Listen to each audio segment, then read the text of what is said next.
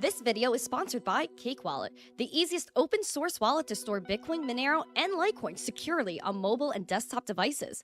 When buying, selling, and exchanging crypto or trading for gift cards, Cake Wallet ensures privacy and security, giving you the keys to your coins. What's up, everyone, and welcome back to the Miss Teen Crypto Show. I'm your host, Randi Hipper, here on a lovely Friday to talk to you about someone special, VCs in crypto, and if people really want to invest here. If you're here, make sure you guys smash the like, subscribe to the channel, and share this stream out with friends so more people can learn about our amazing guest, Gary Cardone. Welcome to the stream. How are you doing today? Thanks, Randy. Good to be here with you. I've been wanting to do this with you for some time, actually. Really, Gary? Thank you. I appreciate that. I've been wanting to talk to you too. You've been taking over Twitter Spaces. Everybody loves you, and I think you have like a great voice. I'm just gonna let you know, Gary. I listen to you. You got the accent, very soft toned. You don't get too feisty. You're just like telling your truth, and I respect that. So thank you for being you. Well, I can't guarantee that I don't get too feisty, but with some of these Twitter Spaces, I let the other guys just run out of control. And go for it. But it doesn't solve, it doesn't create a really good debate, healthy debate. But appreciate the compliments. Thank you.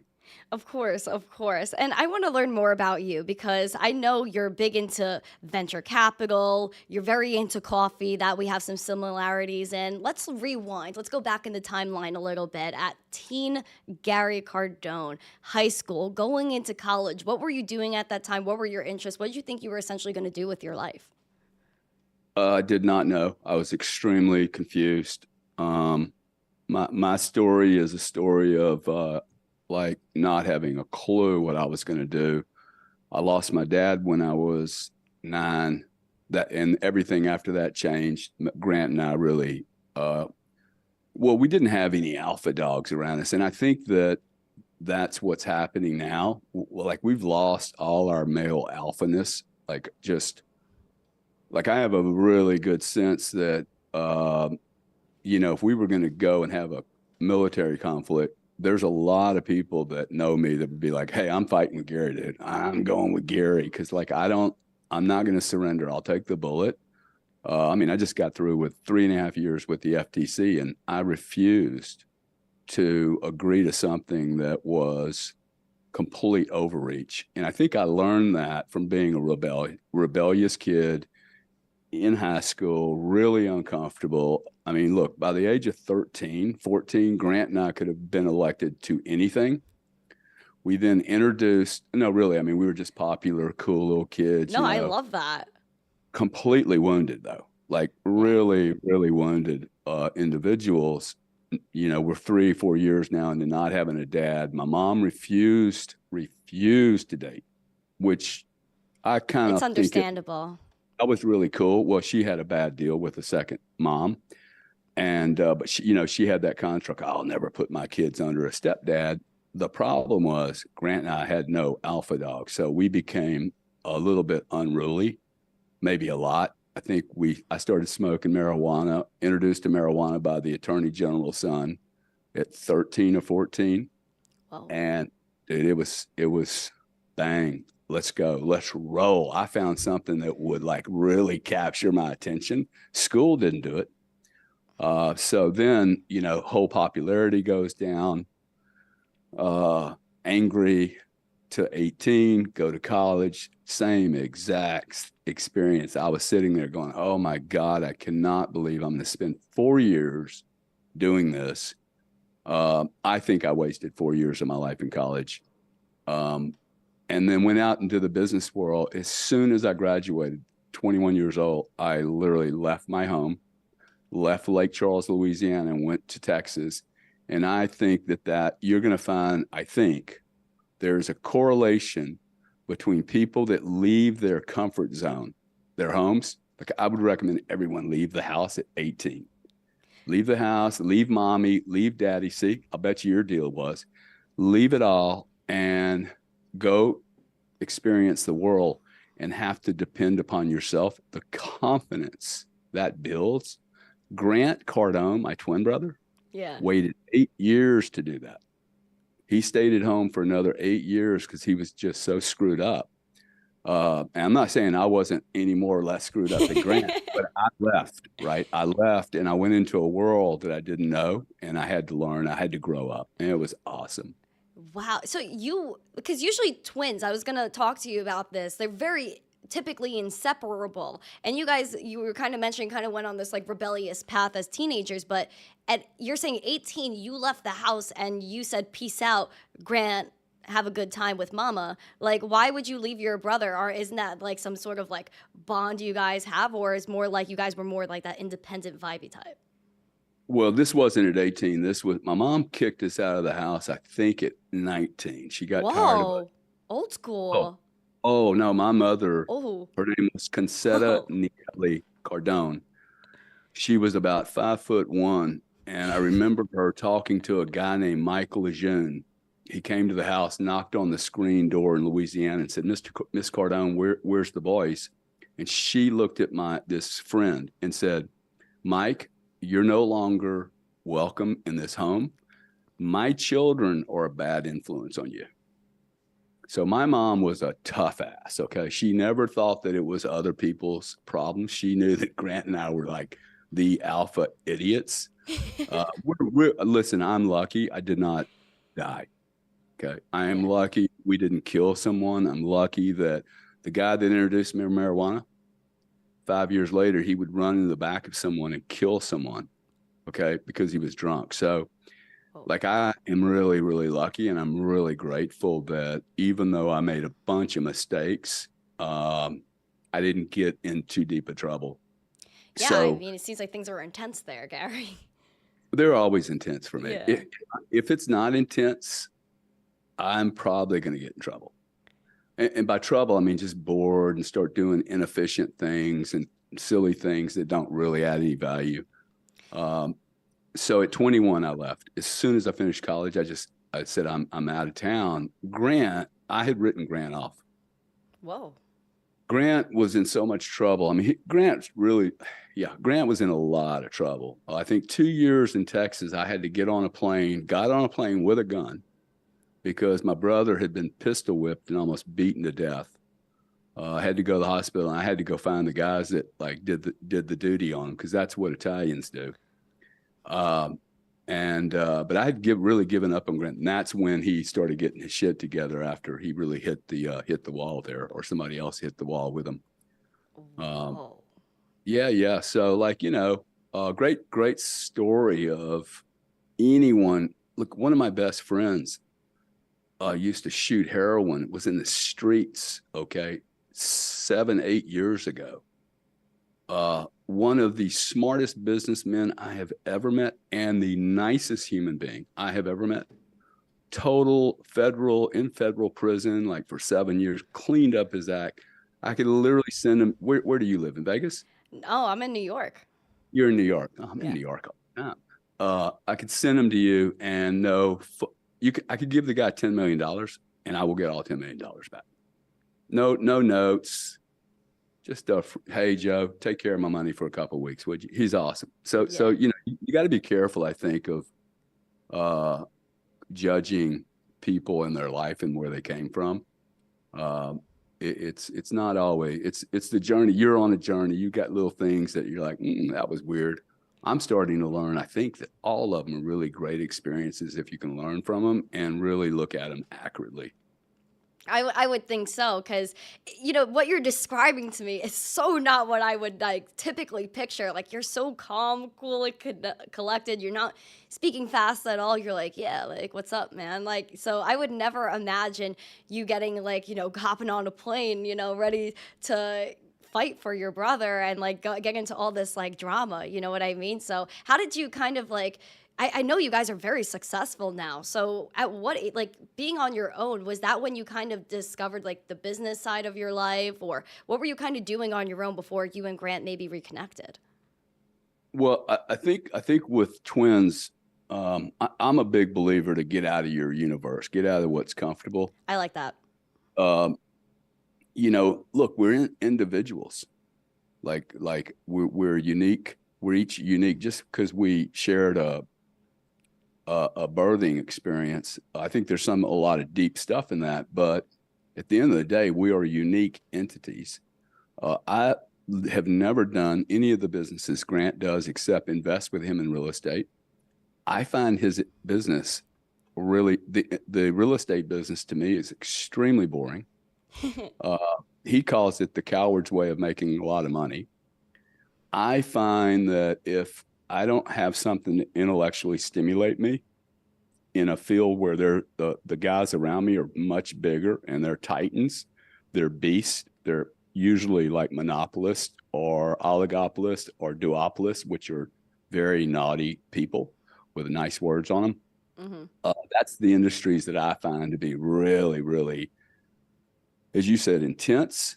Because I'm always kind of like the Robin Hood guy. I've always wanted to be that Tony Stark hero guy. I mean, who doesn't? Yeah.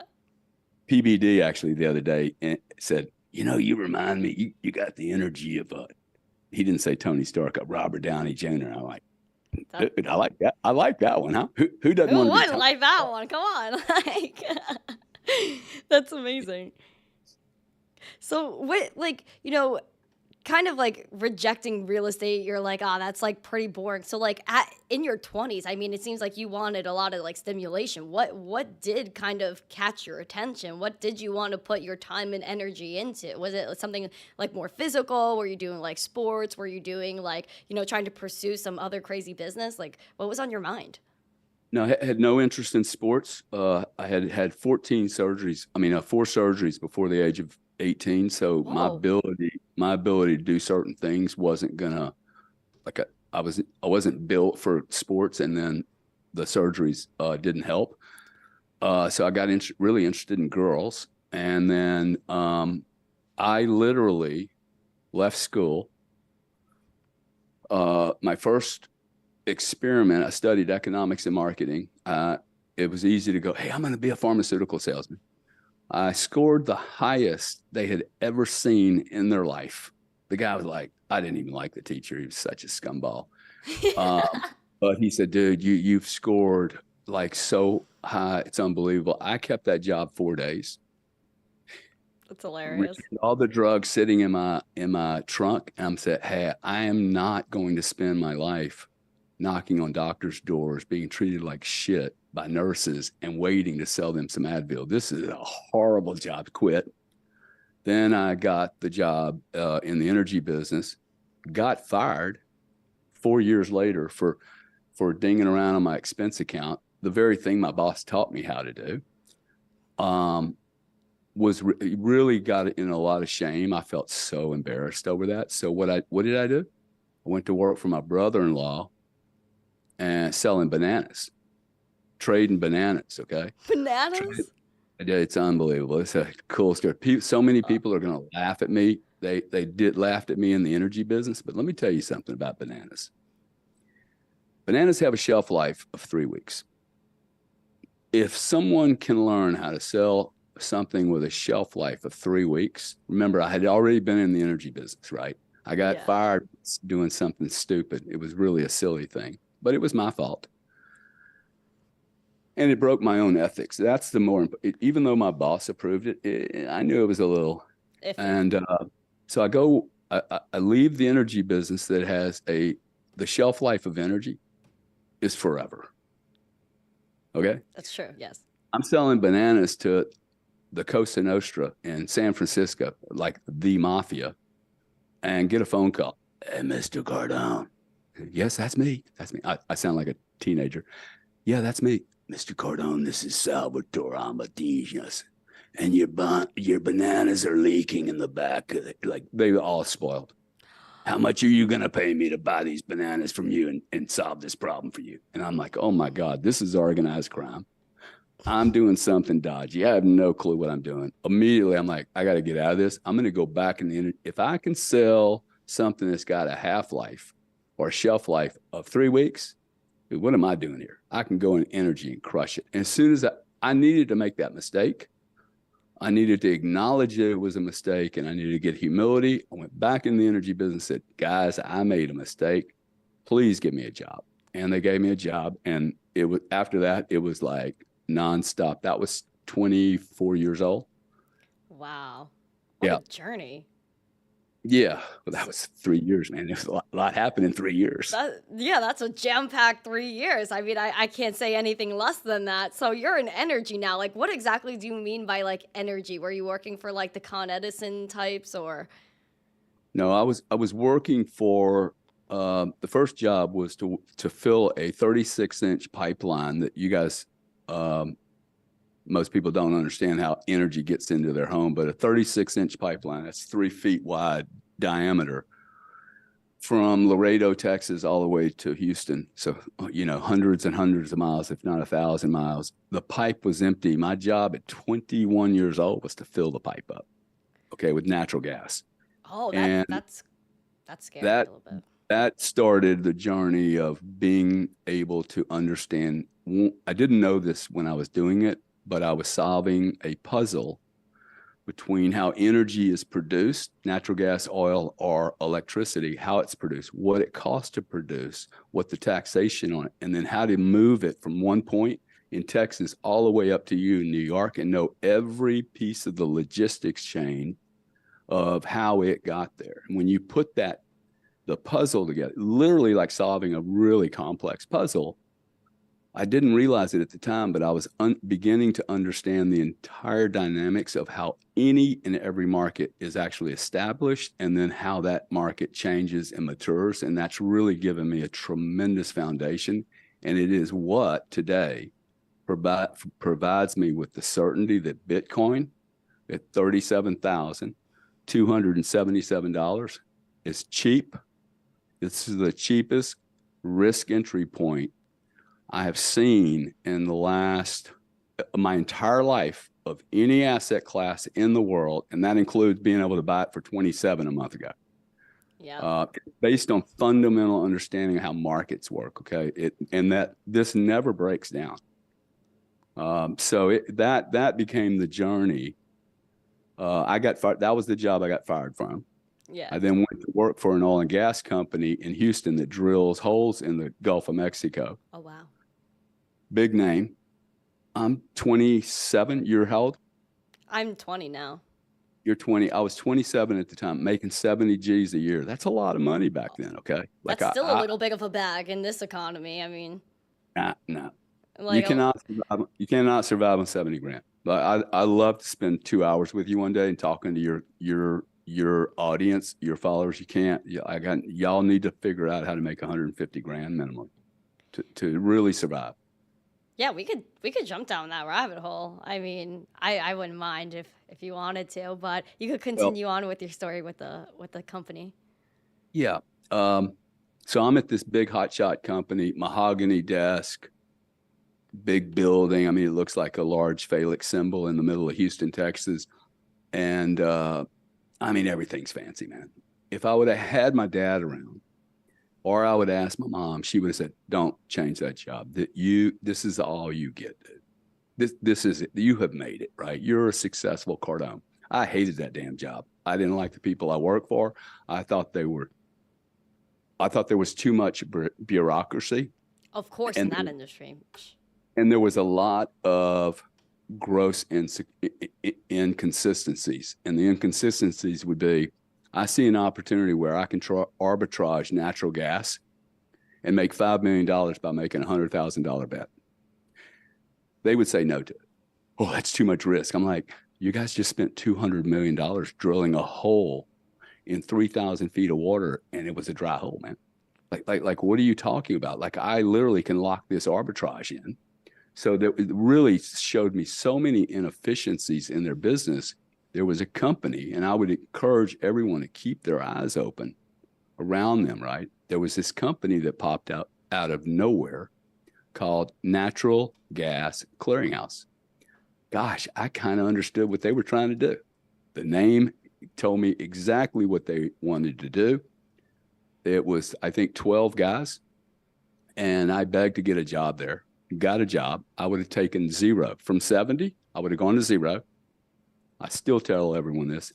I would have absolutely taken a zero job to work at this platform, and that platform would make me become and make me one of the most significant energy players in the world that had the ability to transform not one, not two, but 4 different energy markets to this day still operate under the same rules. And they're the most efficient markets in the world, including Bitcoin, including any currency markets or equity or bond markets. So, and it's dealing with a product that really defines whether we're in a first, second, or third world nation. So don't tell me we can't break up the credit card industry or the financial industry, because if your credit card doesn't work, we're not talking about somebody dying in a hospital. Yeah. But with energy, this was the whole thing. Oh my God, if you let these guys out, the whole market's going to fall apart. People are going to die. No one died. Okay. The market became very efficient. And what do we have today? We have $72 crude oil in a market that everyone said was going to go to $150. We have $3 natural gas prices. Everybody said it was going to go to $10. Markets work if you let them work and you stop interfering with them. So that was a great experience. I'd spend 4 years there. Then was writing, because I do a lot of writing when I'm creating, and I said, "Hey, I have too many bosses over me. All my bosses are like, we were a very horizontal company, but everybody that was my boss or would ever possibly be my boss was 27." And I'm like, well, by this time it was 29. And I'm like, okay, he's 29, he's 29, he's 29. Shit, man. It's going to be hard. I said, I'm going to run an energy business. I'm going to build and run an energy business in Europe. I've never been to Europe with this accent. I wrote that. Now, I didn't question why I wrote it. I just wrote it down. 3 months later, I get the announcement that the largest British energy company, Monopoly, buys 25% of our company. No way. Okay. That was like manifesting a little bit. I totally believe in manifesting. Okay. If you don't believe in manifesting, I'll out manifest your ass every day. I'm manifesting. So even if you don't believe in manifesting, if I believe in manifesting and I keep doing it and it keeps working over 40 years, okay, I've been manifesting. I would manifest, I would pray even if I didn't believe it, man. Like, what does it really hurt you? I mean, throw a little positive energy out in the universe? Of course it doesn't hurt, right? So that job that I asked for, there were 600 people at the company at this time. My boss, Steve Bergstrom, who I will interview one day, he's a brilliant man. He is now the chairman of the board of Williams Energy, one of the biggest energy companies in the United States. Whoa. He looked at me and said, Gary, this was a brutal place. Woke was not a word, okay? This was a brutal place. He would look at me and said, bro, with your accent, we would never send you to England. That is ridiculous. Go back to your desk and do some business. I mean, he was just like, you're crazy. Plus, I was a very big piece of the business in that company in the United States. They asked 599 other people to go to the United Kingdom, and guess what these Americans did? Nah, man, I'm not leaving the mothership. Why would anyone leave the mothership? And Wow. this is what this is 600 people, okay? There was one guy asked for it on the first day. Guess who ended up with the job? The only guy that asked for it in the first place. I go there on a 6-month assignment and spent the next 10 years there. Whoa. Became a multimillionaire by the time I was 38.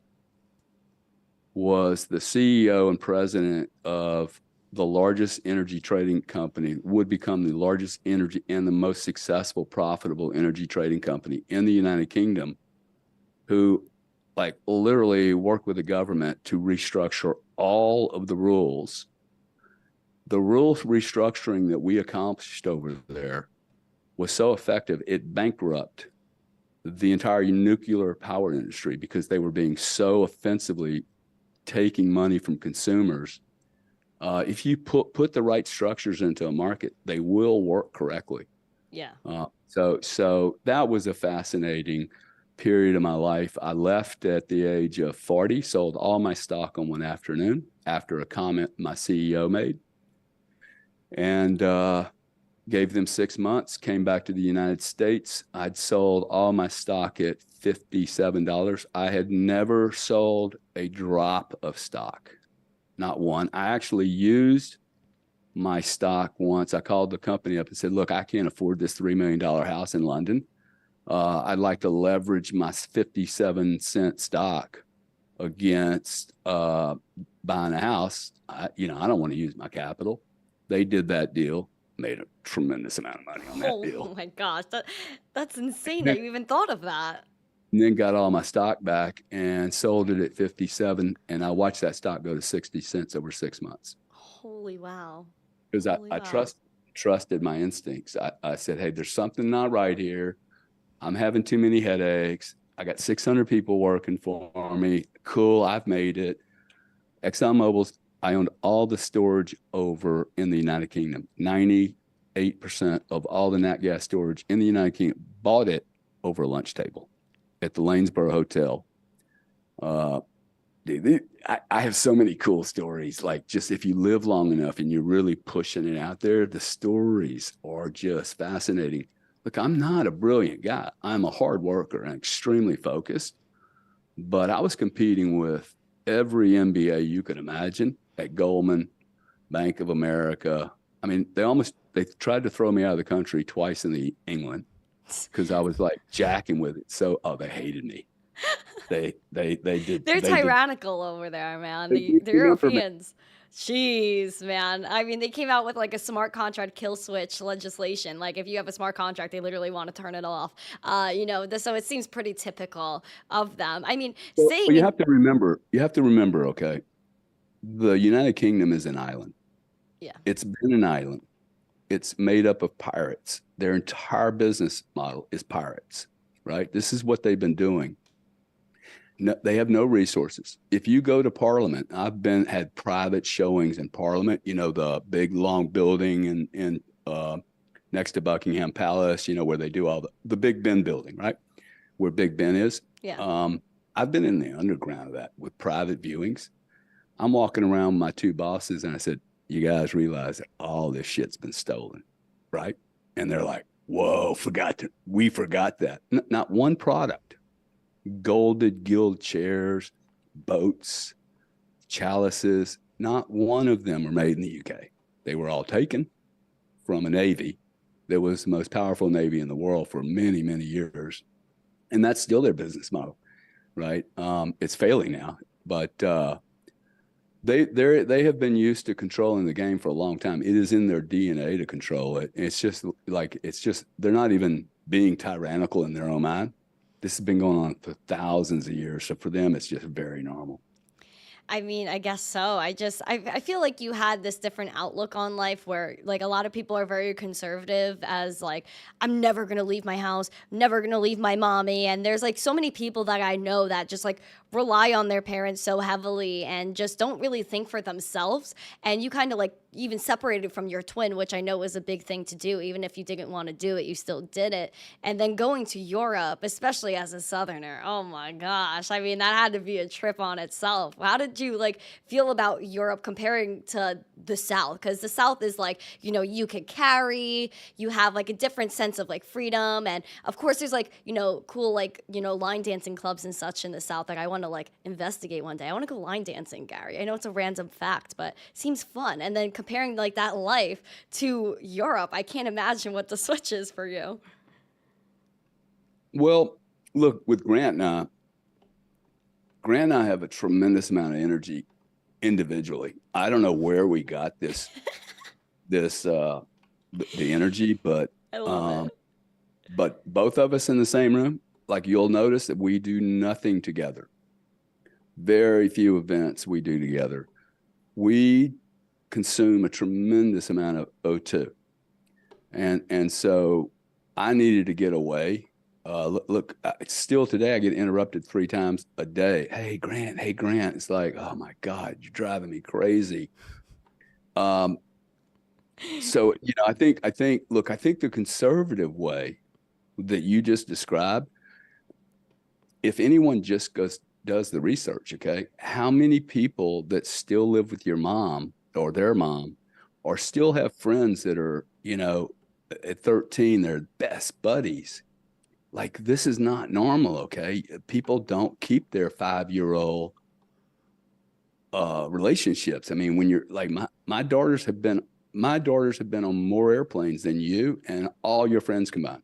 They have been in bank buildings and all over the world. They travel with their mom and their dad on business meetings for like 6 years of their life. They're like, hey, we going skiing in France this year? Are we going skiing? Where are we going skiing, man? So they have a very different perspective, right? Their perspective is, wow, that's a big old world out there. Yep. And just staying in one little town next to mom and dad, I think is really, really risky. Okay. Like you're basically saying that your family has everything you need. I think the whole world's out there, and I need to find out who I am, separate from my twin brother, separate from mommy, separate from daddy. I need to discover who Gary is. I have yet to meet one human being that has fully discovered who they are. And I don't think you can do that when somebody else is judging you. Your mom, look, I've got 2 daughters, okay? I will never be their boss. I might send them to you to be their boss. No, seriously, okay? Because like my children should never work for me, like ever. They're not going to look at me in the same way, and I cannot possibly look at them in the same way as I would look at you. I would treat you, hey, dude, you want to go big? This is what it's going to take. Come hang out here. I'll show you. But I might be a little softer on my kids just because, hey, they're my kids. They're going to work my ass, right? They're going to work me to death. And it's gonna work. Yeah, of course. You're not gonna be able to work me. I'm gonna be able to go, no, that's bullshit. Let's roll. Okay. Exactly. Be more like impartial, whereas like it just gets all meshy and stuff. And no, I see it firsthand, kids growing up, relying on their mom and dad, kind of get handed stuff. Then the mom or the dad has a business. And then they go into that all of a sudden, they went to college, try to do their own thing. And now they're working for dad or mom. And I think, it kind of, I just feel like I wouldn't be able to do that myself, because it's almost as if like, what have I accomplished? What have I done on my own to really like make myself a person, go through things? I went the opposite way of usual too. Like, I didn't go to college. I decided to go full-time crypto and basically create a business. Of course, I have help from the fam, but it's my own business essentially. So it's something that people typically don't do because they're not comfortable with. Oh, I'm going to go the traditional path. But you didn't do that in any way, shape, or form. So I feel like that's something to be admired. And do you think even now, because your mom was like, get out of here at 19, you wanted to leave at 18, you wanted to go like do your own thing in your 20s, which is respectable. Do you think it's even feasible for people to do in like this day and age where the economy is messed up? It's hard for people to have leeway or even make money if you're like really just starting off as a kid with no job experience, and going to college may be very expensive because it's actually like, it's mostly if you need the training, that's why you go to college. If not, then a lot of the time, like you were saying, you felt like you were wasting it. So do you think it's feasible for people to do their own thing, explore the world like you did? Yeah, I think it's actually more feasible than it was when I did it, and more important that you do it today than ever before. Why is that? More important or easier? Both. Well,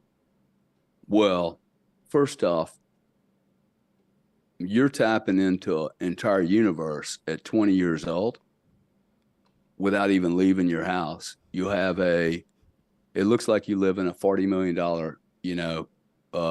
Tony Stark building. Yeah. And like 20 years ago, dude, not possible. Okay. Not possible.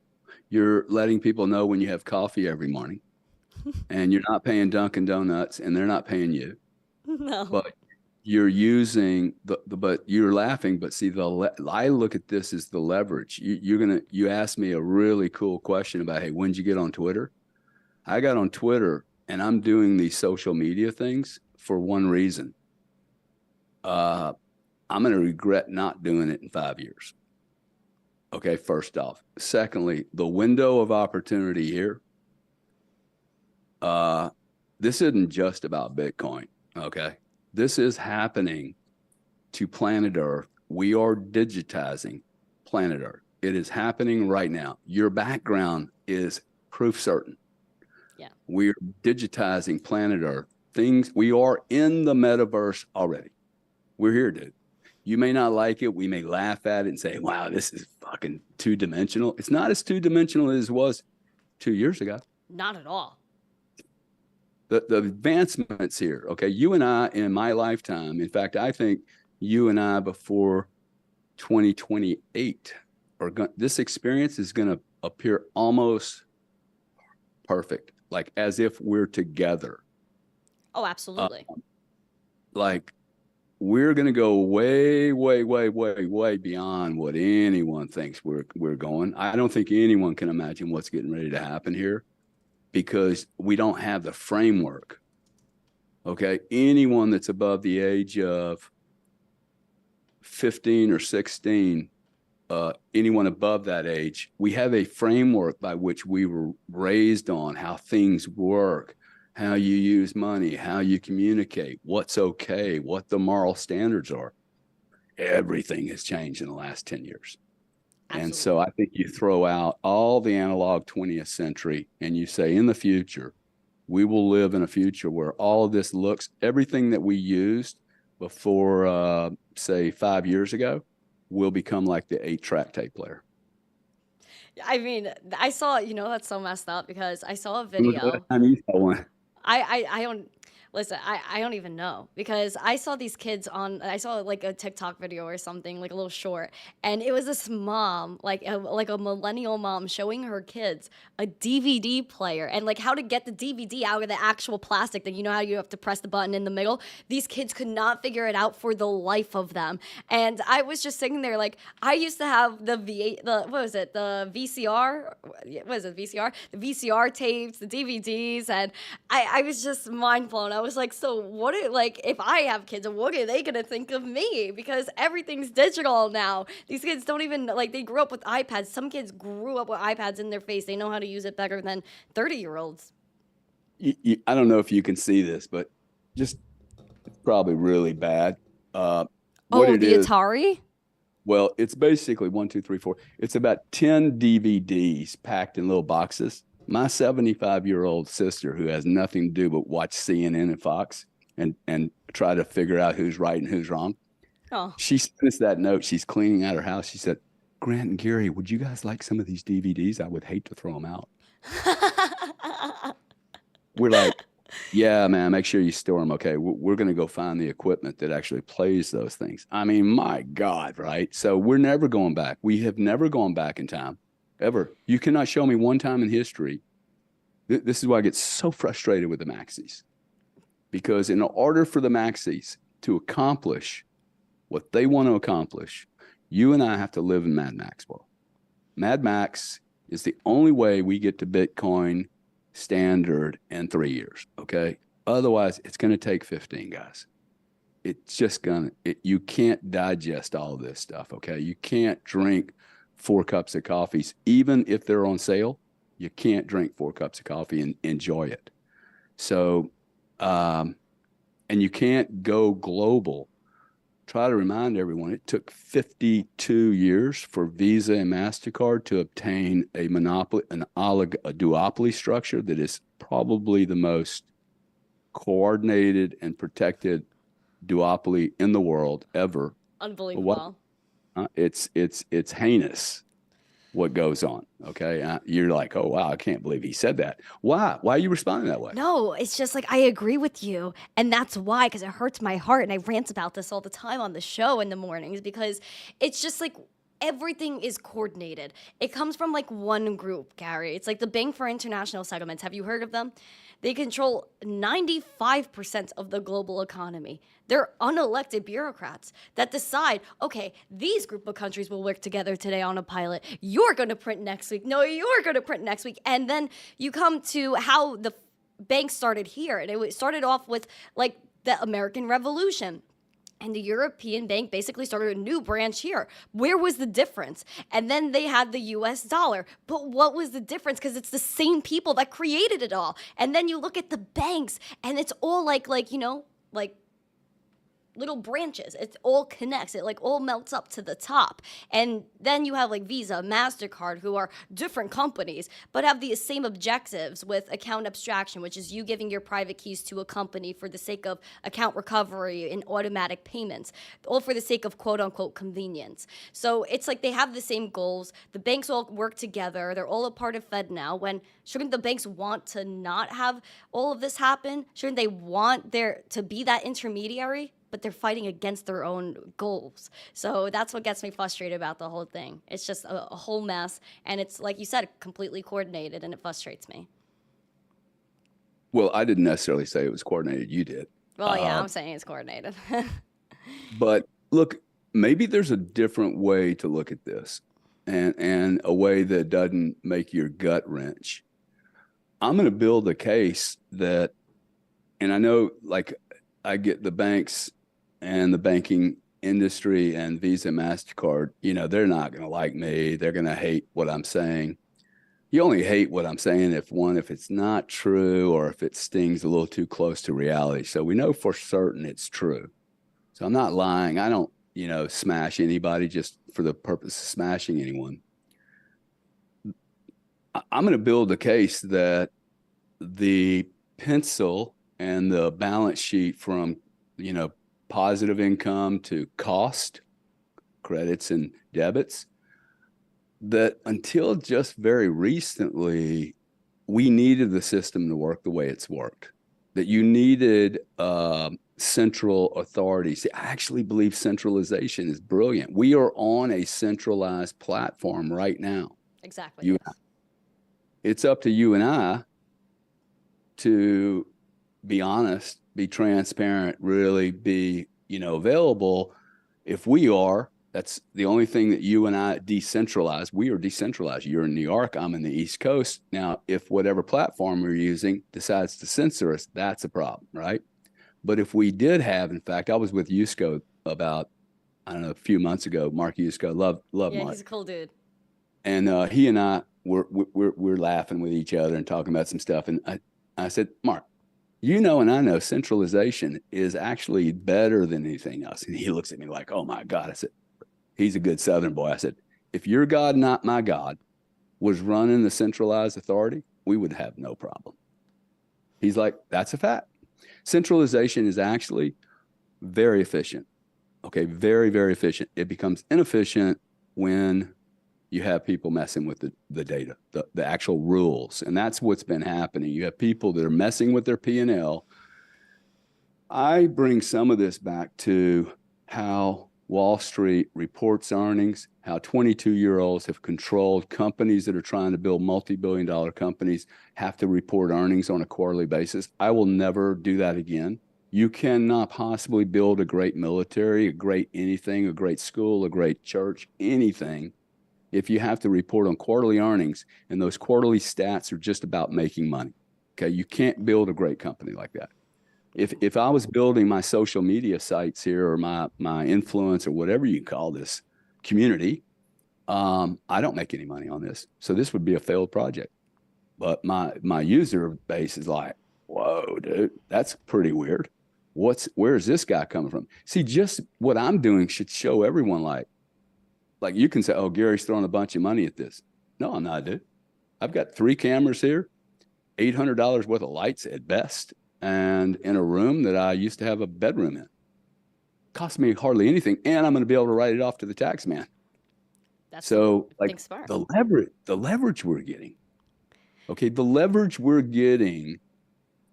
If you think about this as a military operation, okay, we have Visa with their monster boat. Okay, they have a battleship that is like colossal.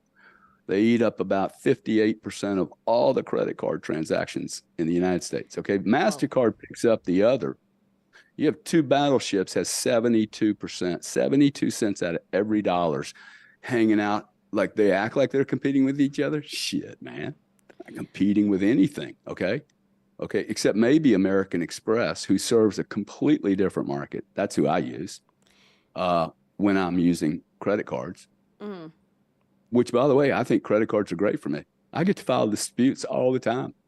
Okay, 180 days. I bought I bought a toy, and I like just 2 days ago, the Sam Levine of the FTC in my hearing said that, I mean, they're rewriting the rules now. They're basically telling you, Randy, that anytime you have an unwanted product that you bought online, you can use the chargeback mechanism.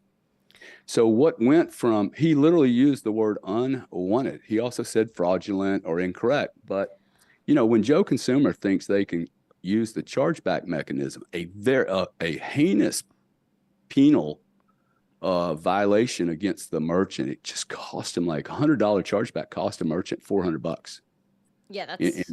And then they have to jack their rates up. For you, who didn't file any chargebacks, you get to go to Dunkin' Donuts and pay an extra 4 cents for a coffee that you shouldn't have to pay for because the system's broken. And this is what digitization is going to solve. Okay, there are $1 trillion of losses in credit card industry. Trillion. 7 trillion in fees from banks every year. NSF. You ever get an NSF fee from your bank for that Netflix charge? $11.95. You get a $15 NSF bill, and the bank knew tomorrow you were going to get your drop from your employer. Yeah. So Tuesday you have to do Netflix. The bank knows you get paid every Wednesday. They do an NSF on you because you did not have sufficient funds. Even those funds are not going to clear. They couldn't wait one day for you to clear your bank with your employer's deposit, and you paid 100% penalty on Netflix. I like so the centralization point you made is actually pretty good because yes, centralization, I don't like centralization in terms of the money now because I feel like the corruption is so unbelievable and it's so out of hand at this point that, we didn't choose the money system that we're in and we have no say in it.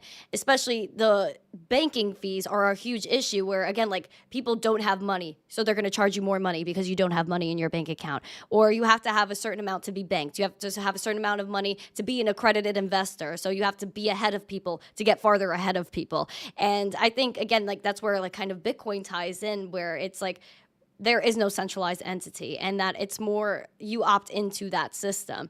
How do you feel like, how did you find Bitcoin at the beginning? I want to go into your Bitcoin journey. How did you find Bitcoin? What did you think of it at the start, especially because you're into finance? Like you kind of know what's going on here, how money is exchanged between people, especially huge businesses like you were involved with. Yeah. Well,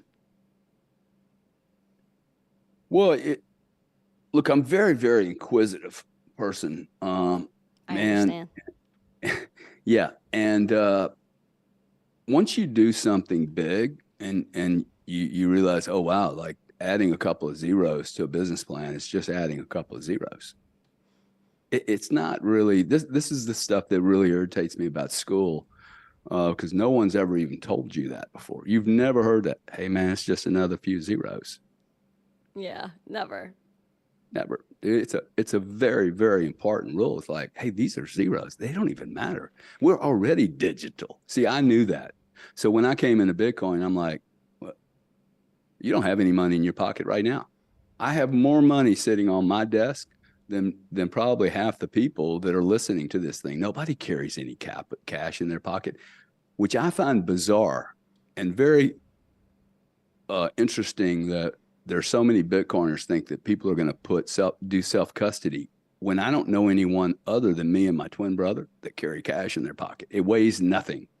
I can carry $3,000 in cash and it weighs less than an ounce.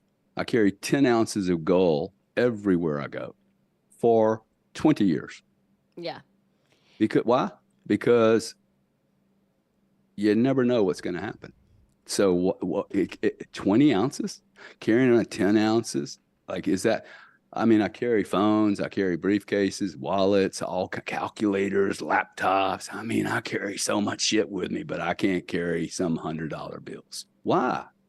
Doesn't weigh anything. It's eroding in value by the day. People like cash better. I guarantee you, if I'm on the street in New York and I got $1,000 cash at 2 a.m., a credit card, and a Bitcoin, guess who's going to get picked up? G Daddy's getting picked up. That's for G-Daddy. fact, man. G Daddy is getting picked up. You're not getting You're picked up. so awesome, Gary. Like, you're really awesome. You know, the thing with cash, it's also a risk, right? Like, people don't like carrying cash around them because it might be a physical risk.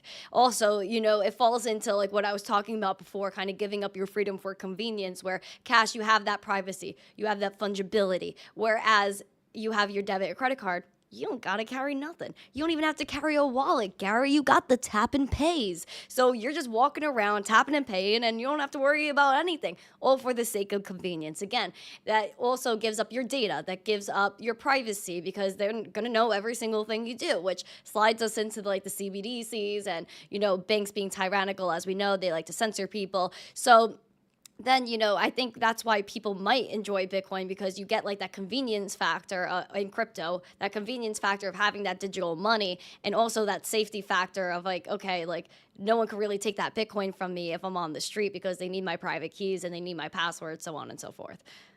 But look, if you're worried, But I get your point 100%. I think people should if have you're worried, cash.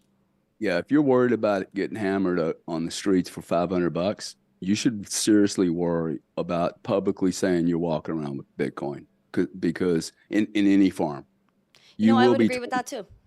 right. So, and I think that that's a long journey for Bitcoiners. Like this concept that everyone's going to self-custody, we need to be a little bit less puritanical, I think, and understand how the market works. You can't get adoption like that. Okay. You don't get 8 billion people to adopt. We have been conveniently addicted. Okay. Like this is an addiction. Convenience is a massive addiction. It's a total massive, and I'll prove it to you. You didn't close any of your laptop computers last night. You didn't turn off any of your computers, and you left all your appliances plugged into the wall, right? Yeah. Okay. So if we disconnect, let me, if you were to disconnect the 72 million people in the United Kingdom, if every night they pulled the plug out from their TV, not their kettles, not the PCs, all that, just the TVs, 400 megawatt power station comes off the line. 400 megawatts is needed to keep the United Kingdom's TV on instant on. Okay, we're junkies. We're total convenience junkies. And if you're even arguing with me, it's like, hey, it's 400 megawatts. Okay, I thought coal. It's 400 megawatts of coal. I thought you guys were all, this new generation was all greeny meanie. Like, you know, like if you're not willing to pay for it, you're not green, right? Yeah. And I think we're just wasting a lot. I see people using, you know, $4 gasoline to go pick up a loaf of bread at the grocery store. That tells me gasoline is too cheap in the United States. I asked Vivek yesterday. I spent 2 hours with Vivek in my home, and I said, hey, I have a thesis, man. I have a thesis that $300 crude oil and $10 gasoline would be much better for this whole planet. It would be better for you and me because we would control our consumption. Mm-hmm. You don't have to tax me more. Okay, let me pay based on the consumption. And it would raise the bar by which all this hydro, wind, solar, Bitcoin, all this energy conversation, like stop having the price at 72. The only reason the price is at 72 is probably because there's too much of it and no demand right now, but because we have war machines all over the place protecting things. Mm-hmm. I would retract all that military, let crude oil go to $300. We're not killing anybody. Okay. And then all the great innovation on the planet can show up because it's going to chase not a $72 price. It's going to chase the arbitrage of 300, which if you look at $72 crude oil, I look at that and go, hey, if we didn't have so many war machines, what would I have? What would I be paying? And I would rather pay more and not hurt anyone. Like my tax dollars are harming people, and I'm not saying no to it. And I think it's time for us all to go, no, stop it. Please stop it. We would rather pay on our consumption than have this blood. You know the blood diamond theory? Yep. Everybody that uses gasoline got blood on their hands. Everybody. And again, it's like people don't even think that far. You look at people on the street and you ask them about inflation. A lot of people don't know what that is. Like I have like a family member, oh, I'm invested in this, I'm invested in that. And I brought up inflation in 2020 and they're like, they don't even know what that is. So I think there's so many things that we're looking at that a lot of people just really don't sink in. If that makes sense. They're not really paying attention to all of the outside factors. They're only concerned about their life and what affects them at the moment. And I think even, the next presidential election, I know you brought up Vivek, and he's probably one of the leading candidates at this point, and him during the debates, he goes off during those debates. How do you feel about thinking ahead of future elections, how you think, because I've seen myself how politics, because I'm not really political, but I've seen how politics and who's in charge of the country really affects what happens here. Especially we've seen that over the past 4 years, how the economy has changed so much because of who's in office. So do you look at Vivek because he likes Bitcoin? Do you is there anything that you see in the future that could change based on, who becomes president? Well, first off, I want to just tell you that I think you should actually stop saying that you're not very political and actually look at that statement and consider that you should become political. You should actually, with your looks and your presentation, I wish somebody would have told me this. I should have gone into politics, dude. Like I'm too old to do it now. But do you see who's in office? No. Well, yeah, but I mean, look, I don't. It's probably not my deal. That's too old is not the right thing. But one of the things I like about this cat, and maybe if there were some more 35-year-olds running, more 35-year-olds with the balls he has, like this cat ain't holding back anything. Now, in fairness, I don't think it takes a rocket scientist to use his strategy. It's kind of interesting to me. He's the only one that used it, which kind of shows you about the rest of these people, okay, that don't want to push the envelope. They don't want to offend anyone. So my theory is we have we have only two political groups. We have professional politicians and we have everybody else. Okay. And there isn't anybody else in the bucket, by the way. There's just the rest of us getting rogered by the same blood. You know that term? Rogered? It's a British term. I probably shouldn't have used it in front of a woman, but I thought you'd start laughing. Roger, I love the British terms, but we're getting, hammered from the backside, basically, by this, gross human being, a gross entity. The whole political structure. I like that he's pushing the envelope. I like what he said to the Republican lady the other night. Hey, you're not going to give me any money? Oh, you're discriminating like the rest of everybody. I will never give the based on what she said, I will never give the Republican Party a dime. And I'm probably leaning more toward Republican. I'm not Republican or Democrat. I am be free, stay the fuck out of my business. I'll pay my taxes as long as we're not killing anyone. And if you jack with me too much, I'll leave this damn country, okay? Like I will. I have before. I've lived across the ponds. And quite frankly, there's a lot of benefits living in some other places all over the world.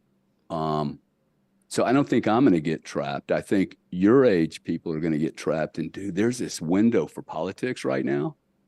Like if I'm you, I would seriously consider it. Because you're going to make a tremendous amount of change. And if you don't, I'm going to meet somebody else and I'm going to tell them the same thing, whether it's a boy or a girl. Okay. Like there's no need for you. There is nothing you can't go do today. I know that we've always said this before, but before it was bullshit. Okay. Like a guy like me couldn't just go to Russia. And today I am pretty sure there's nothing I can't do because I'm piped into this technology. The same technology everyone else is piped into. Okay. And I use the word piped for a reason. I go back to the energy construct. This is all piping. Okay, it's plumbing, it's infrastructure that's allowing you and I to like do things. Go to X space. Okay, hey, that X space is closed except for members, and like this is it. This is, and it's going to get better. And if you can't get excited about that, that's to me. See, I'm not even talking about Bitcoin. I'm not even right, No, but you're just talking about the general. but I am talking about Bitcoin Yeah. because in order for like the World Wide Web was not created. These guys were geniuses, right? Does everybody agree they did a great, well, www, right? Hmm. It was, they underestimated what they were doing. You know how I know that? Because they didn't set it up, trade money on it. There was no consideration whatsoever that the World Wide Web would need a way to move money. And that, of course, immediately gets you to digital money.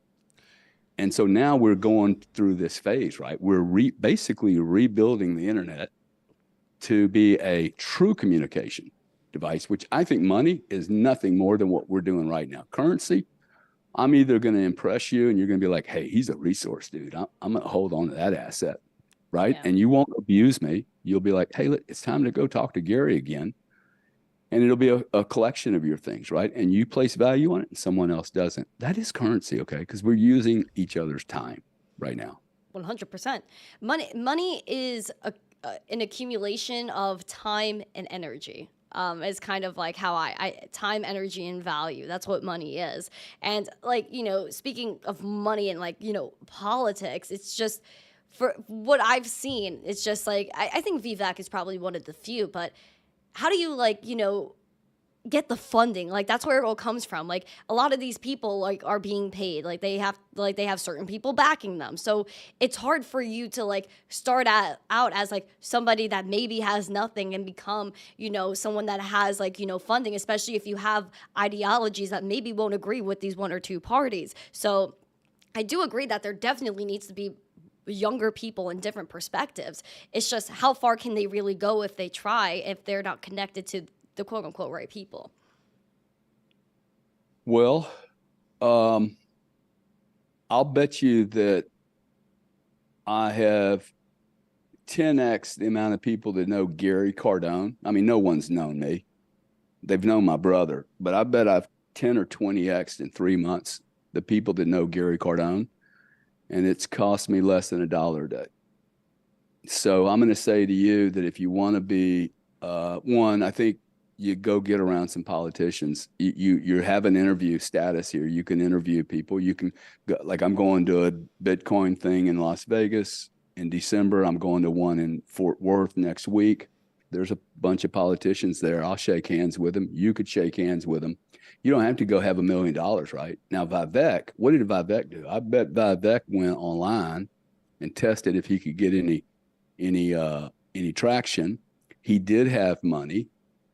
He's told me he put in 15 of his own money. He's doing another 10. And then it comes to, okay, guys like me, who's never given a penny to any politician ever. He's willing to have an interview with anybody. Like I found that really refreshing. Okay. I love that. I would love to interview him too. Let's get into these other Nikki Haley's. Tell you what, Nikki, I will interview you, even though I think you're a war creature. I will interview you as long as I get to ask you any question and you got to answer it. Okay. Otherwise, like, That's fair. shut the fuck up, man. Stop lying to people. Okay. Like, come on. So I just think that the whole thing needs to be just destroyed to the ground. I'm not even sure we can get there with any politician. I think we probably have to have a civil war. Really accomplish what we're accomplishing. But I would encourage you to look at that because I think the worlds of politics, business, Bitcoin, there's going to be a lot of connections. And no one ever told me to look at that avenue as a way to really impact change. But I encourage you to look at it as an opportunity to expand the Bitcoin, your Bitcoin universe, or kind of whatever your message is, because I think all these worlds are converging. It's all an important piece of the underlying structure of the market. 100%. 100%.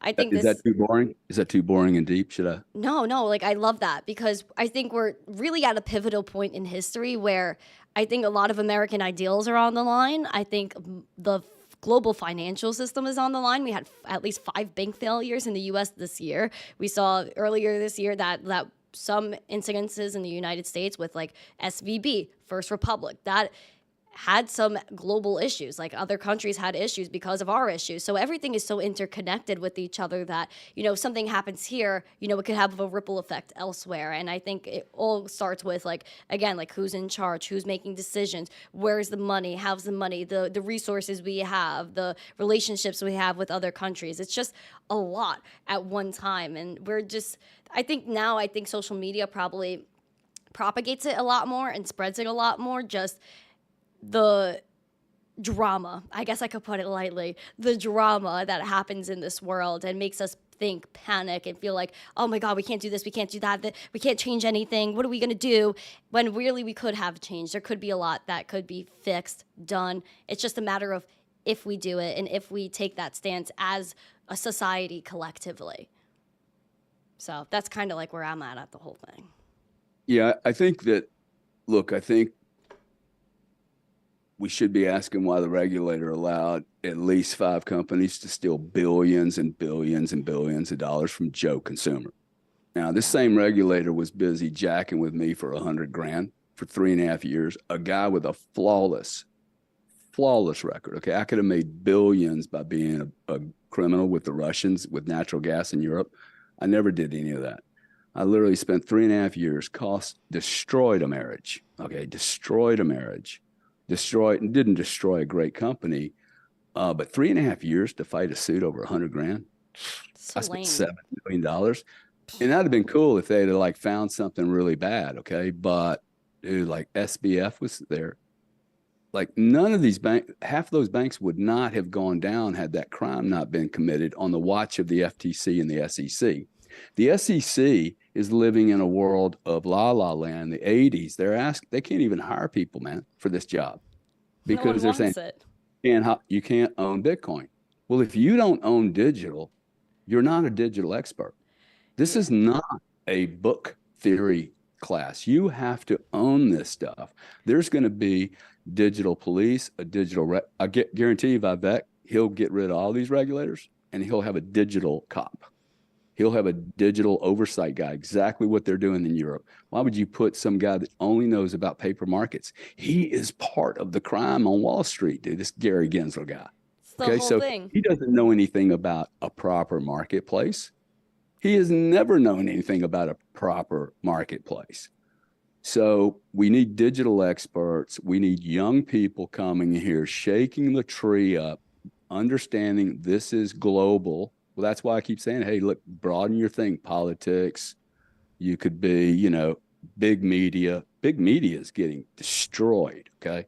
Like big media is going to get destroyed faster than Bitcoin gets to 150 grand. That's my prediction. And that's another reason I'm doing this. It's already destroyed, man. Like, well, yeah, but only older people watch. A lot of older people watch. And that's where it gets messed up. Yeah. Well, I think that it's going to get destroyed much bigger than you think. I think we have a long way to go, and that is the excitement. That it's a long journey. It's not a quickie. So you can see I get excited when I start talking about breaking up these clubs, right? No, we need to. I think it's something.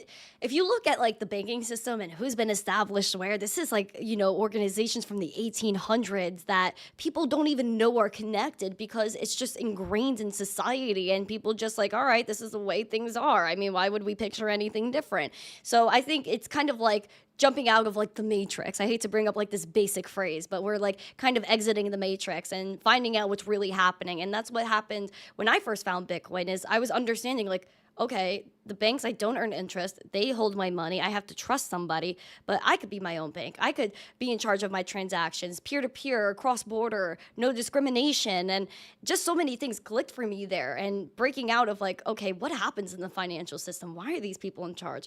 Where did the money come from?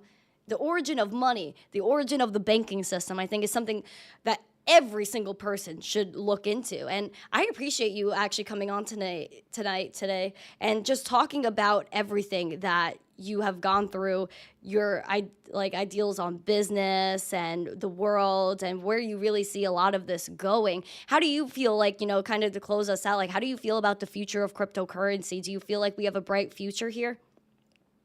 I think cryptocurrency has very little future. I think Bitcoin has a monster future. What? I know Crypto. you got your Node 40 and stuff. You have Oh, like a whole thing I going do. on. I have a major investment in Node 40. They track digital assets. Remember, I said, hey, the entire planet's being digitized. Yeah. The entire planet. That means real estate will have to be tracked, traced, accounted for because it's going to be tokenized. 100%. So, cryptocurrency, let's pick one. No, that's a minor. Let's pick give me any kind of Uniswap or maybe Uniswap. Like You could look at Litecoin, you, Ethereum. you already have US dollars. The US dollars comes with the largest military on the planet. Why would you buy some piece of shit of a concept that's controlled by people that don't even have any money?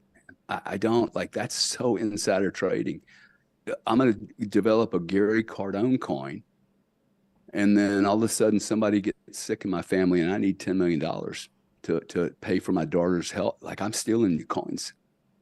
So this is, I don't understand why anyone would buy a token like a lottery ticket from 7-Eleven when they can buy Bitcoin. It makes zero sense to me unless you have the kind of money I have.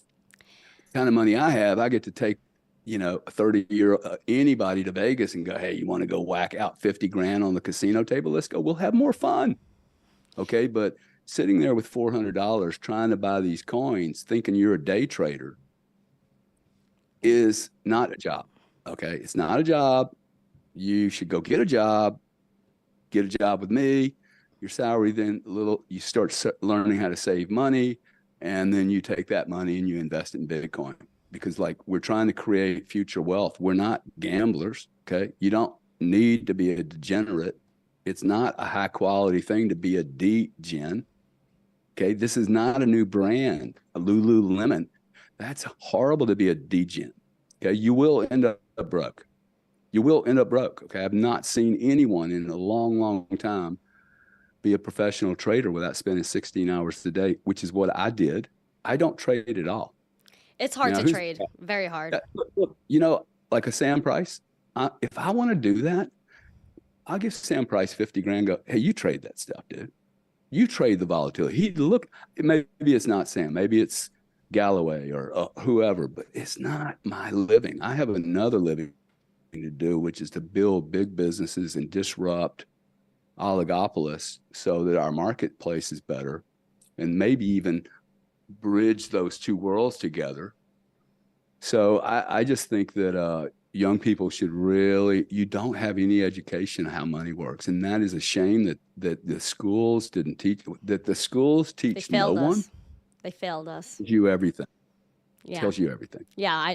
Listen, of course, they're not going to tell us how to deal with stocks, bonds, and taxes because they want us to forever be questioning, what do we do? Hire other people to do everything for us. And, it's just, again, we are just kind of going through life blind. And that's why I was talking to you before about people that don't know about inflation. They don't know about the behind the scenes of what goes on in the gas and oil industries because they simply don't care because it doesn't affect their life. And it's like, oh, all right, now the price of things are starting to go up. All right, so maybe I'll learn about money. Then you fall into Bitcoin and all of these other things. But, I feel you. I see where you're coming from with many of your points today. And I really enjoy your opinions because, again, I may agree with a lot of the things and I may not agree with some of the things you have said, but I think it's perfect to have an open conversation and just see we have different walks of life and we all end up in crypto, and it might be for different reasons, like you're saying, like investing or looking at,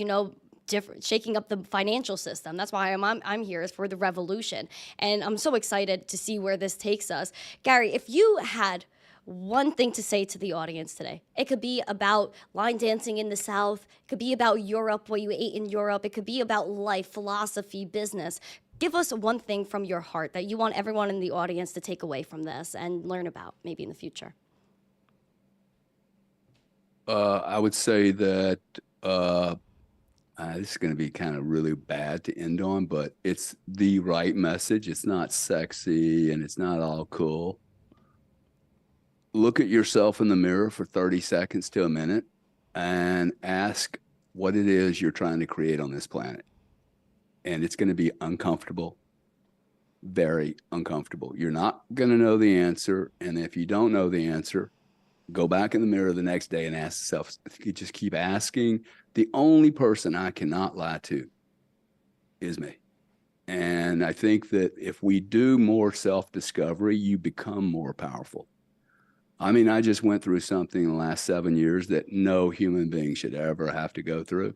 And it is simply two things. One, my closet was totally clean. No skeletons for anybody to leverage on, not one. And the power of being clean, I may not be as rich as everybody else, but I go to bed easy. I am never worried about somebody knocking my door down.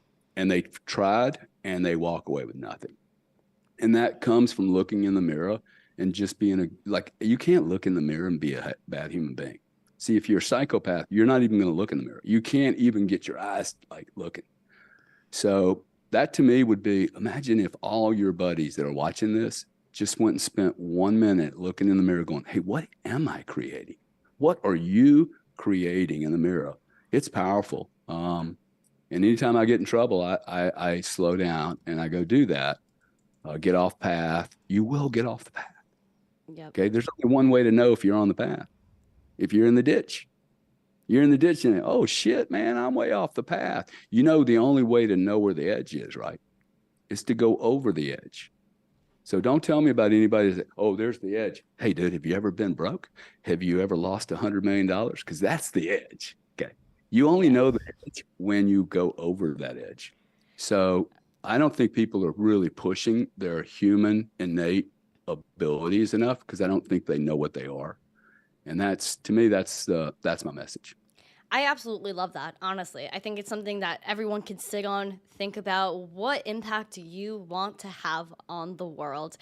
If you guys enjoyed Gary Cardone, where can we find you and where can we follow you and keep up with everything you're doing? How often do you do your Twitter spaces, if you want to shout that out as well? I do maybe 4 times a week, on two on finance, and then I try to do 2 or 3 on some other things that get in the way of business. They're more important, actually. The Genius Code, that seems to be really interesting to people. Hey, how do you tap into your brilliance? I think everyone has brilliance. I mean, I don't have a lot of it, but I've absolutely tapped into it. Oh, stop it, Gary.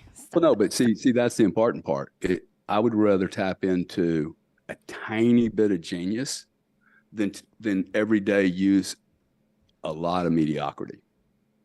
I agree with it 100%. Live on the edge, guys. If you haven't yet, make sure you guys smash the like, subscribe to the channel, and share this stream out with friends so more people know about Gary and how awesome he is. Oh my gosh, Gary, thank you so much. I appreciate you. Please follow him on Twitter. Click on his link tree. All of this is in the bio as well as the live chat, so you guys could check him out post-show. Appreciate you, Gary. Have a great weekend, everyone. A happy Friday. And as always, live on the edge and stay zesty. Peace.